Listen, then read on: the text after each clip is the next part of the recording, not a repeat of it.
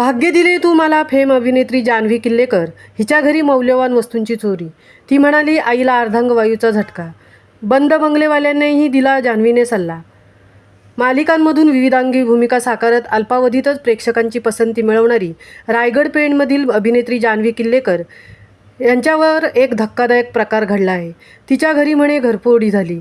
Colours Marathi वाहिनीवर 2022मध्ये भाग्य दिले तू मला ही मालिका प्रेक्षकांच्या भेटीला आली होती. यातीलच कावेरी हिच्या घरी चोरी झाली असून चोरांनी मौल्यवान वस्तूंची चोरी केली आहे. जान्हवी किल्लेकरच्या घरी झालेल्या चोरीत चोरट्यांनी अभिनेत्रीच्या घरच्या मौल्यवान वस्तू लंपास केल्या आहेत. तर अचानक चोरी झाल्याने अभिनेत्रीच्या कुटुंबियांना याचा खूप मोठा धक्का बसला असून तिची आई देखील रुग्णालयात उपचार घेत असल्याचे अभिनेत्रीने यावेळी सांगितले.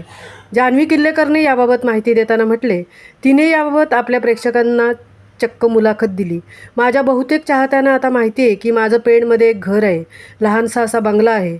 आम्ही अलीकडेच त्या ठिकाणी बांधला आहे. ते आमचं वीकेंड होम असून आम्ही फक्त शनिवार रविवार त्या घरी जातो.